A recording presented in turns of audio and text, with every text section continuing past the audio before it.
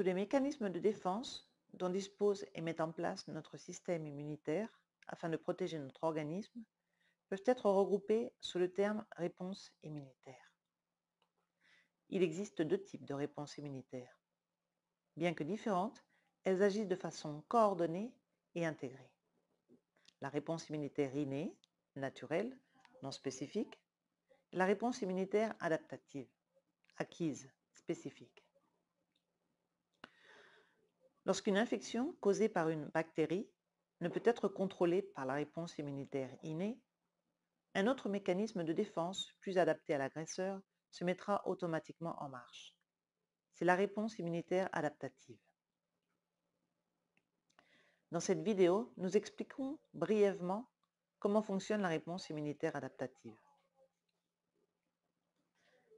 En libérant des cytokines pro-inflammatoires, comme l'interleukine 1 et le facteur de nécrose tumorale alpha, les macrophages recrutent des cellules présentatrices d'antigènes sur le lieu de l'infection. Les particules libérées par les macrophages après la phagocytose de l'intrus sont capturées par la cellule présentatrice d'antigènes, dite CPA, et présentées à sa surface sous forme d'antigènes, grâce au complexe majeur d'histocompatibilité. Ensuite, la cellule présentatrice d'antigènes migre du tissu vers des ganglions lymphatiques par la lymphe. Arrivée dans le ganglion, la CPA présente l'antigène au lymphocyte T4. Lorsque les lymphocytes T4 reconnaissent l'antigène, ils s'activent et commencent à sécréter des cytokines pro-inflammatoires. La CPA va également activer les lymphocytes T8 cytotoxiques.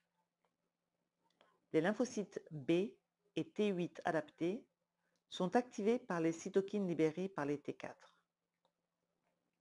Les différentes cellules activées migrent à travers le circuit lymphatique et ensuite par le sang vers le lieu de l'infection. Sur le lieu de combat, les cellules T4 activées déclenchent la réponse spécifique en libérant des cytokines telles que l'interleukine 2, l'interleukine 4 et l'interleukine 6. Les plasmocytes produisent des anticorps qui adhèrent à la surface des bactéries, ce qui facilite la détection et la destruction de celles-ci, grâce à la libération de perforines, granzymes et granulysymes par les lymphocytes T8 cytotoxiques. Une fois les bactéries détruites, les lymphocytes T4 activés donnent le signal de cesser le combat, en libérant des cytokines anti-inflammatoires tels que le facteur de croissance de transformation bêta, l'interleukine 10 et l'antagoniste au récepteur de l'interleukine 1.